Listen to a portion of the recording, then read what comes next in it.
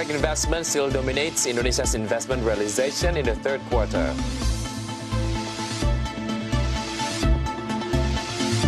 Garuda Indonesia ensures health protocols implementation in its operation.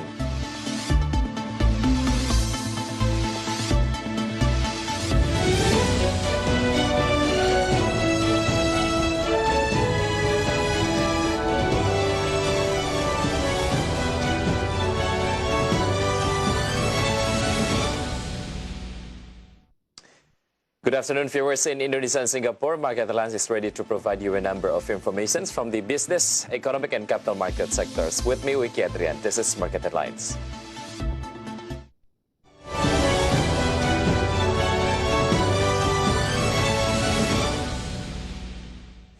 Indonesia's Investment Coordinating Board, or BKPM, recorded that investment realization in the third quarter of 2020 reached 209 trillion rupiah. This figure is equal with 74% or 74.8% of 2020 investment realization.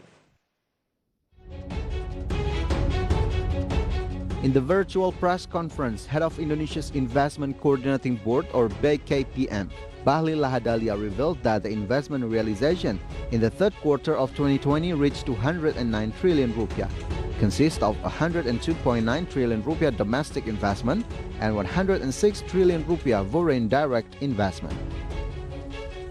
The total investment realization up by 1.6% year-on-year and 8.9% quarter-to-quarter.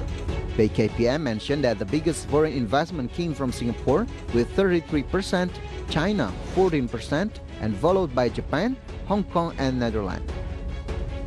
Head of BKPM, Bahlil Lahadalia, added that Indonesia's investment realization has already passed the critical point, which occurred in the second quarter, where the investment realization only 191 trillion rupiah. Kurang lebih sekitar 74,8% dari target realisasi investasi kita sebesar 817,2 triliun. Nah, ini kalau kita lihat Q&Q-nya itu pertumbuhannya 8,9%, sementara year-on-year-nya itu pertumbuhannya 1,6%. In the same time, BKPM mentioned that total absorption of workers hit 295,000 from more than 45,000 investment projects in Indonesia. The interesting fact is outside Java area dominated the investment realization with 110.4 trillion rupiah or 52.8% of the total investment realization. From Jakarta, Ade Firmansyah for IDX Channel. According to the latest data, as of October 19, 2020, the realization of the National Economic Recovery Program budget had reached 344.43 trillion rupiah, whereas the number is still below from the total budget of 695 trillion rupiah. Chairpersons of the National Economic Recovery Task Force, Budi Gunadi Sadikin, stated that until second week of October, the government has distributed almost 50% of the National Economic Recovery Program budget. There are two programs with the highest absorptions level, which are social protections and SMEs incentive programs.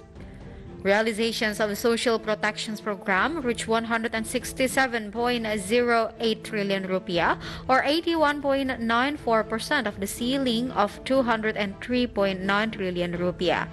Then, for the SMEs incentive, it has reached 91.84 trillion rupiah or around 74% of the ceiling budget, while others are even under 50%. For example, Health and Business Incentive Program. The distributions of the health program reached 27 trillion rupiah or only 31.78%. For business incentives, it reached 29.68 trillion rupiah or 24% of the ceiling budget. Budi Gunadi hopes that the government can use remaining time until the end of this year to use the whole budget of 695 trillion rupiah. From all sources, IDX Channel. The Ministry of Tourism and Creative Economy reminds cinema managers to continue to apply strict supervision at the reopening of cinemas in Jakarta. The use of CCTV and data collection on moviegoers can simplify tracking and tracing, if a positive case of COVID-19 found from visitors. Entering the large-scale social restrictions or PSBB transition period in Jakarta, a number of cinemas starting to reoperate after more than 7 months of closing due to the COVID-19 pandemic. Reopening cinema operations is required to implement health protocols.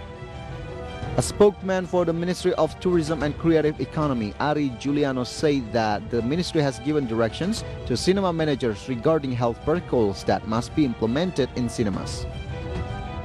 Karena memang izin pembukaan bioskop tersebut memang adanya di daerah, sehingga daerah mengawasi, dan juga kami juga menyarankan juga kepada pihak bioskop agar mengefektifkan pengawasan melalui CCTV, di mana ketika mereka memang melihat ada pelanggaran terhadap ketentuan tersebut, mereka harus bertindak tegas untuk menegur atau menghentikan pertunjukan film tersebut apabila memang diketahui pada saat pelaksanaan kegiatan tersebut ada pelanggaran-pelanggaran yang masif gitu di sana gitu. Maintain distance between moviegoers, use of online ordering, prohibition of eating and drinking in the auditorium or theater room, using mask and washing hands are things that must be done to avoid transmission of COVID-19 in cinema. Supervision must be tightened so that there is no violation of health protocols in theaters or cinemas. From Jakarta, Muhammad Olga for IDX Channel. The central government began to warn local governments to prepare for the La Nina phenomenon based on estimates by the Meteorology, Climatology and Geophysics Agency. Until the end of the year, the intensity of rain will be high, so local government are asked to secure food supply. Facing the end of the year, the central government asked local government to prepare to secure food supplies in their respective regions. Even though food prices are still low, but at the end of the year, the government is aware of the contribution of food inflation due to the phenomenon of high rainy weather or La Nina. In the national coordination meeting of the Regional Inflation Control Team, the coordinating minister for the economy affairs asked the regional government to continue to prepare for food risk mitigation if high rains cause flooding.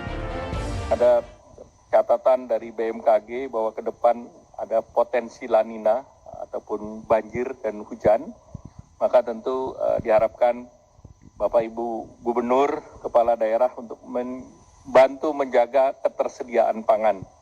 Ketersediaan pangan sekarang relatif aman dan Bulog masih memiliki cadangan sekitar 1,2 juta. The government will also refocus the policies of the Central Inflation Control Team and Regional Inflation Control Teams so that they will no longer only focus on price stability but will also focus on the exchange rate of farmers with the hope that the farmers' exchange rate will increase. From Jakarta, Raharjo Patmo for IDX Channel.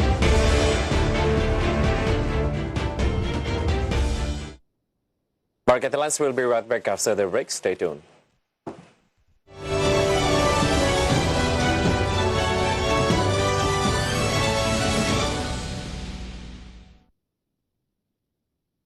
Baik saja tidak cukup, kita harus betul-betul memahami lingkungan bisnis global yang lebih baik, plus di dalam negerinya sosiologi dan antropologi supaya totalitas kita membantu petani secara efektif.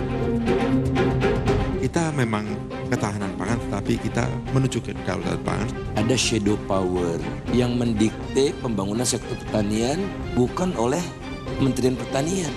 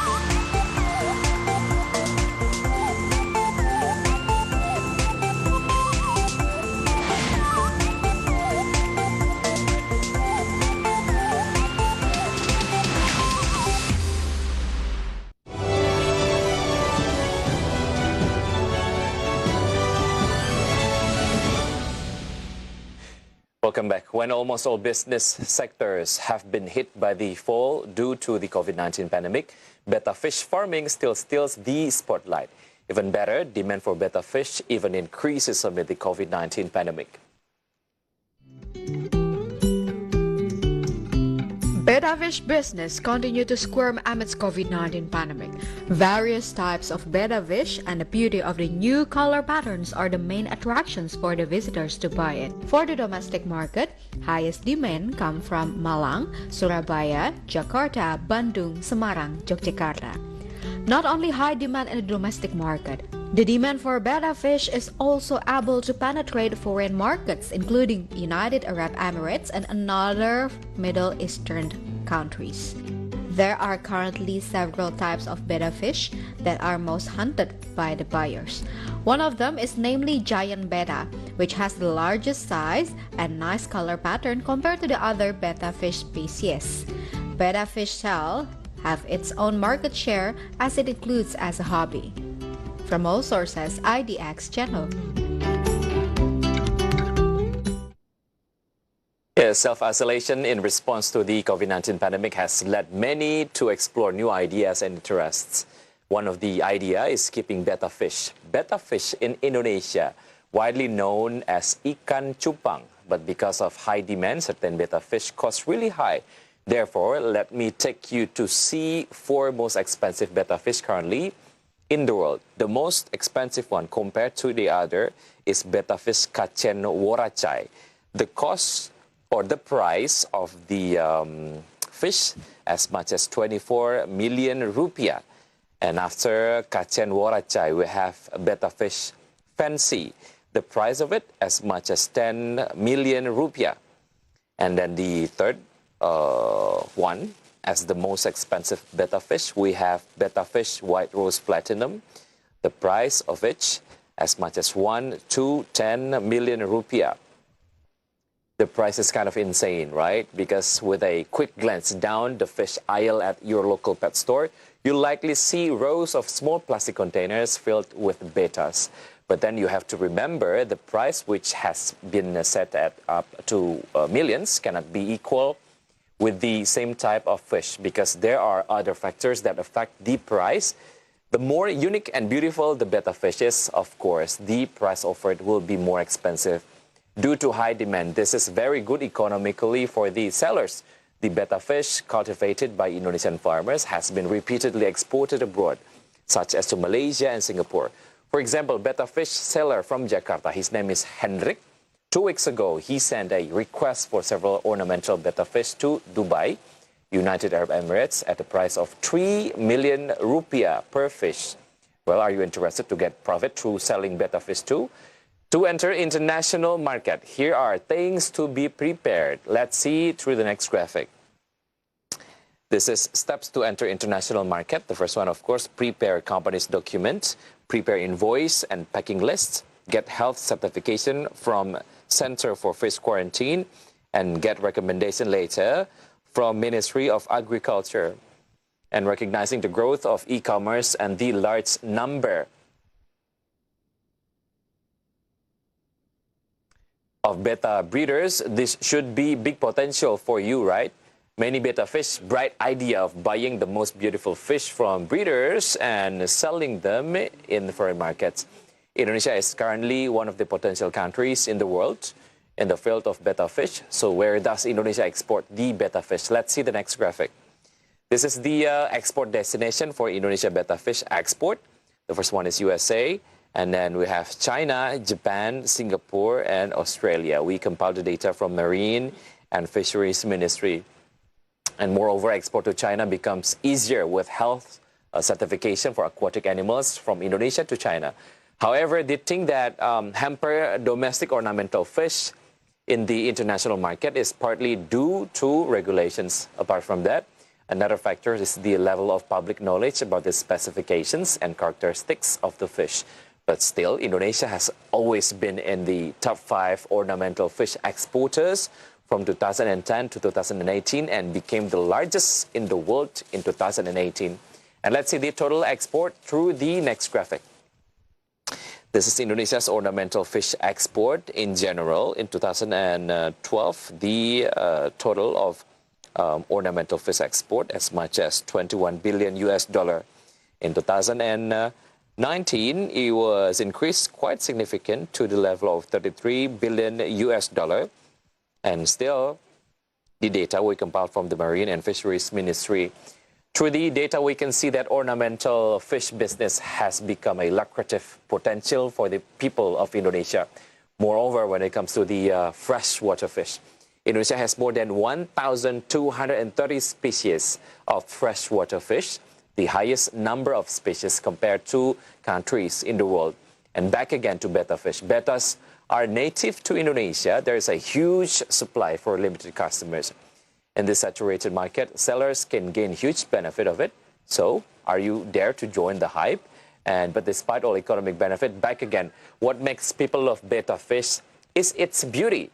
Because humans tend to see beautiful things. Therefore, a joyous blend of psychology, economy, and art appreciation.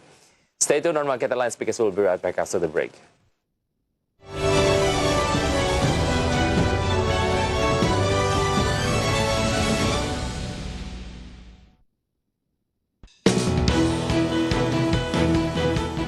IDX Channel, the Indonesia Stock Exchange channel, is the authorized capital market channel in Indonesia.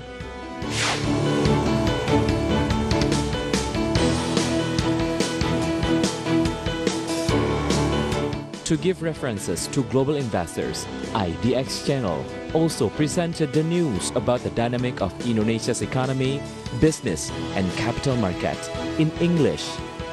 IDX Channel also have different types of programs.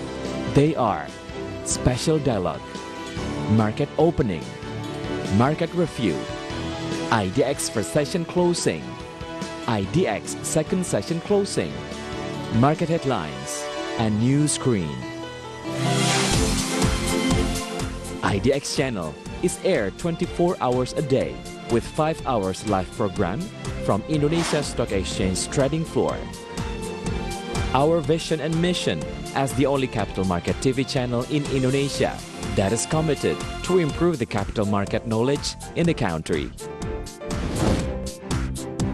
News that had been delivered on IDX Channel can also be seen on our digital platforms, so you can give yourself an update about informations anywhere and everywhere. IDX Channel can be watched through Vision Channel, First Media Channel, IndiHome Channel, and Vision Plus, and also live streaming on idxchannel.com. IDX Channel provides information from around the world from different perspectives. We provide you various investment strategies, stock options, inspiring figures for your business references.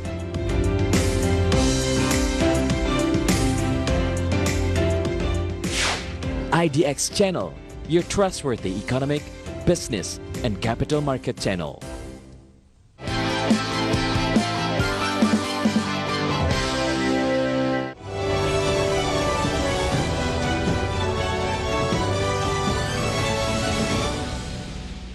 We're in last segment. At the Jakarta Composite Index intraday movement earlier today, JCI was open at the level of 4,931.77.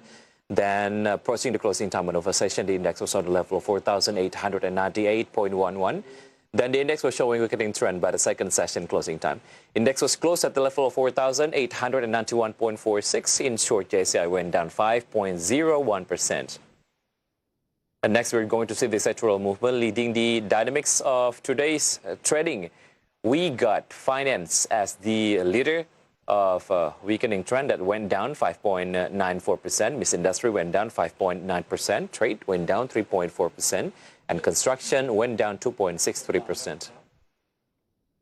And moving on to the top gainers and top losers, here are the key highlights from today's trading session. OPMS went up 2.17% at the level of 141 per share. OPMS went up 2.17% to the level of 141 per share.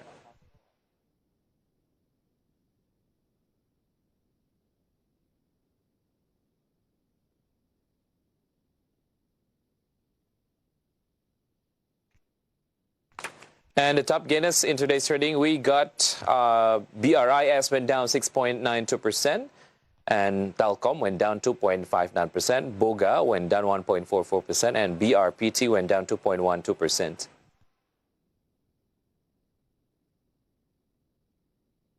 And next, we're going to see the intraday movement of rupiah towards US dollar. Opened at the level of 14,871. Rupiah was also showing weakening trend towards US dollar. I was close at the level of 14,818. In summary, rupiah went down 0.47%.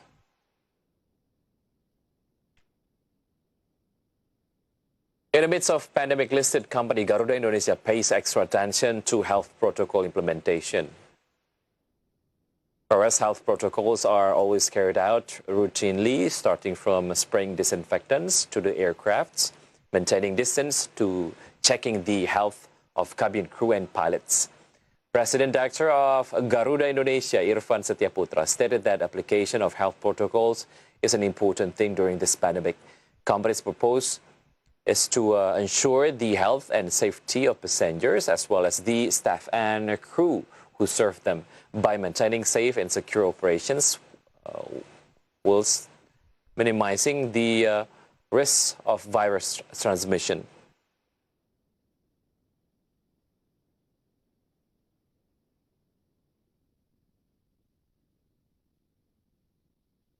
Kayak awak kabin maupun para pilot kita yang boleh terbang itu adalah memang yang sudah melewati tes kesehatan, yaitu rapid test. Jadi semuanya sebelum berangkat itu mesti di rapid test dulu, dicek. Kalau ada yang bermasalah, kita gantikan dengan yang lain.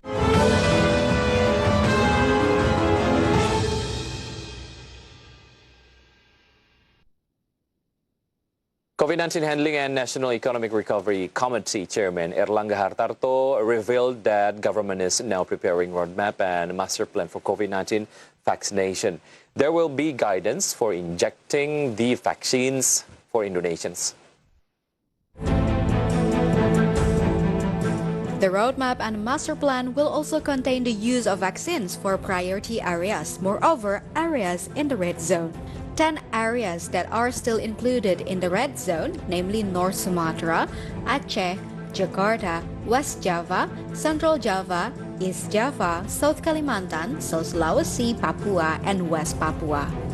COVID-19 vaccines for citizens will be given according to the data in the BPJS and through an independent vaccine scheme with the age range of 15 to 59 years old.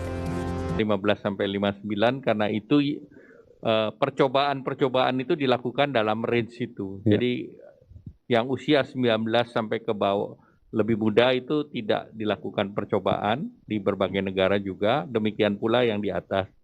Walaupun yang rentan itu yang di atas 59.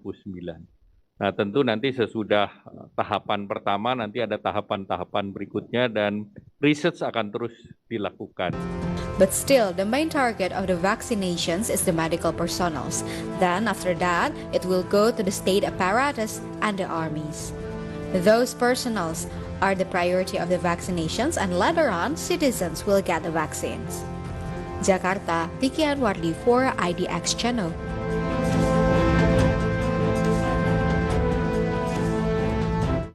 Step aside from market condition as coronavirus pandemic takes a big role on current economic situation. And here is an update data about coronavirus globally.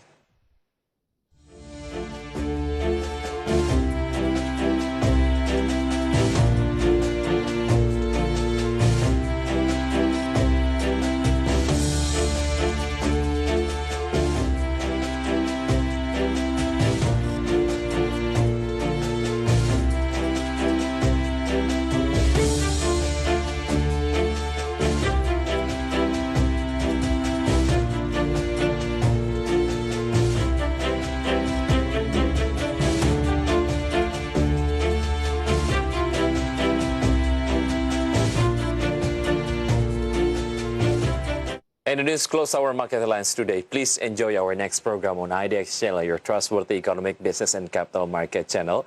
And before saying goodbye, I would like to remind you to on what Mom said. Please do comply with health protocol by using masks, physical distancing, and avoiding crowd. Also washing your hands often with soap through overflowing water. I'm Wicky Adrian. Have a nice evening and stay safe.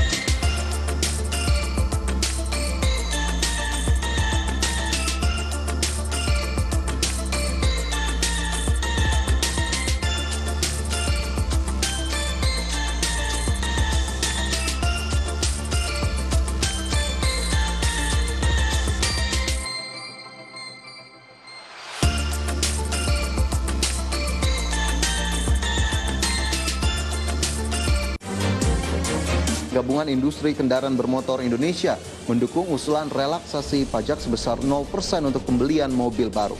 Angka-angka penjualan kendaraan bermotor sangat terpuruk. Berdasarkan data dari pemerintah ya, saat ini sudah 9,4 juta UMKM yang go digital. Artinya tinggal selangkah lagi ya menuju target pemerintah ini.